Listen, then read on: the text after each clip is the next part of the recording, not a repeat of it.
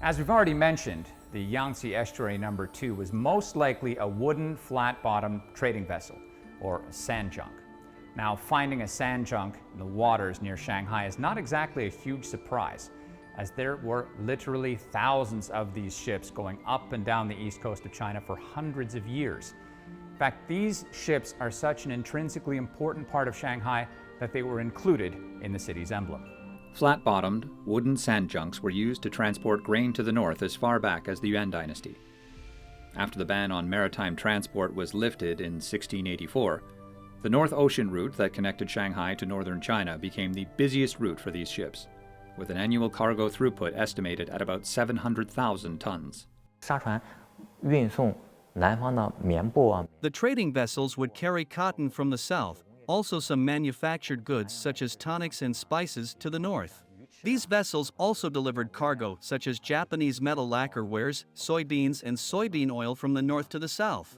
The route was a most profitable one. In 1858, an official report by a viceroy of Liangjiang said all the essence of the Jiangsu province is in Shanghai, and Shanghai is rich because of its trading vessels. After 1853, the port of Shanghai surpassed Guangzhou and became the largest foreign trading port in China, the second largest in all of Eastern Asia. And with that brought competition from Western ships, and these smaller sand junks fell into disuse. But because these ships were such an important logistical lifeline for the eastern seas, it's very commonplace to find them in all forms of heraldry, in coats of arms and flags, and even on currency. A Japanese painting from the Edo period, which coincides with China's Qing dynasty, shows 11 merchant ships from the southeastern coast of China in the Japanese port of Nagasaki, including one vessel that was nearly 70 meters long. In the Edo period, there were many merchant ships that traveled between China and Japan.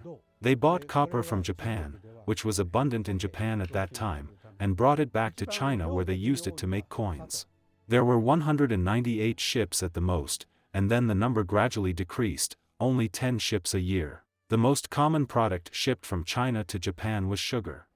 On September 6th, an exhibition on maritime civilization exchange between China and South Korea began at the National Maritime Museum in South Korea. Now, this place here, the China Maritime Museum, sent over 27 items for this exhibition, and among them was a scale model of a 5-masted merchant vessel. In the process of overseas development, China played a great role in promoting the development of Southeast Asia, sometimes even a decisive one. In the Western Pacific region, the transfer of goods depended heavily on Chinese merchant ships. At that time, the European merchant ships transported their goods to Singapore or Malacca Strait had to wait for the arrival of Chinese merchant ships. The formation of international trade today is closely related to the development of maritime trade by the Chinese since the Ming dynasty. Another model of one of these merchant vessels, as well as some photographs of junks, are on display in the British National Maritime Museum. A Chinese junk also appeared on the Singapore dollar bill from 1980 to 2001.